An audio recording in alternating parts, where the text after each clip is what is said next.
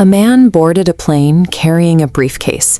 He looked perfectly ordinary, but within hours, he would hijack the aircraft, demand a ransom, jump into a violent night storm, and vanish forever. In 1971, walking onto a commercial flight was as casual as boarding a city bus. Airport security was virtually non-existent, and skyjackings occurred with surprising regularity. On November 24th, a passenger using the name Dan Cooper bought a ticket for Northwest Orient Airlines Flight 305 out of Portland, Oregon. He wore a dark business suit and heavy sunglasses. No one gave him a second glance. That unremarkable, forgettable appearance provided the cover for a crime that would remain unsolved for over half a century. Shortly after takeoff, Cooper casually handed a handwritten note to a flight attendant. He remained chillingly polite and calm as he told her to read it. The message claimed he had a bomb. To prove it, he cracked open his briefcase. Inside, the attendant saw a tangle of wires attached to a row of red cylinders. In a matter of seconds, a routine holiday commuter flight morphed into a high-stakes hostage situation. The simplicity of his weapon, a briefcase bomb, neutralized any potential physical resistance from the flight crew and gave him total control over the cabin. Cooper's demands were strictly business. He wanted $200,000 in cash, 4 parachutes, and a fuel truck waiting on the runway. To ensure the safety of the passengers, federal authorities moved toward rapid compliance. The aircraft touched down in Seattle.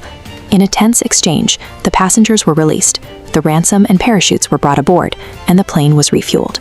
With his supplies secured, Cooper ordered the pilots to take off again, keeping only a skeleton flight crew on board. He utilized the FBI's priority of civilian life over money to legally secure every tool he needed for his escape. Back in the air, the Boeing 727 navigated deep into the darkness, flying straight into a severe Pacific Northwest rainstorm. Somewhere over the thick, rugged forests, Cooper performed a mechanical action commercial jets are no longer built to allow. He opened the rear-aft staircase mid-flight. With the wind howling and freezing rain lashing the cabin, he strapped on a parachute, gathered the money, and stepped into the pitch-black void. Plunging blindly into a zero-visibility storm with sub-zero temperatures is a move of suicidal desperation. When the aircraft finally landed in Nevada, law enforcement discovered a completely empty cabin. There was no body and no trace of the hijacker. The FBI launched an exhaustive manhunt, investigating hundreds of suspects and circulating this forensic sketch nationwide, but they never conclusively identified their target. Years later, a young boy digging near the Columbia River uncovered 3 bundles of degraded $20 bills. While the serial numbers matched the ransom, the location of this money contradicted the FBI's established models for where Cooper should have landed. Finding the cash only multiplied the variables, leaving investigators to wonder how the money traveled miles away from the estimated jump zone. Experts remain divided.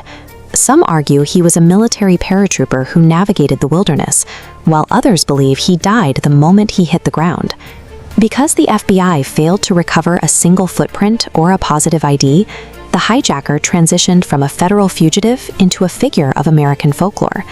The true success of the heist lies in the decades of silence and the unsolvable ambiguity he left behind in the dark. Do you think D.B. Cooper survived that jump, or did the forest swallow him whole? Let us know your theory in the comments.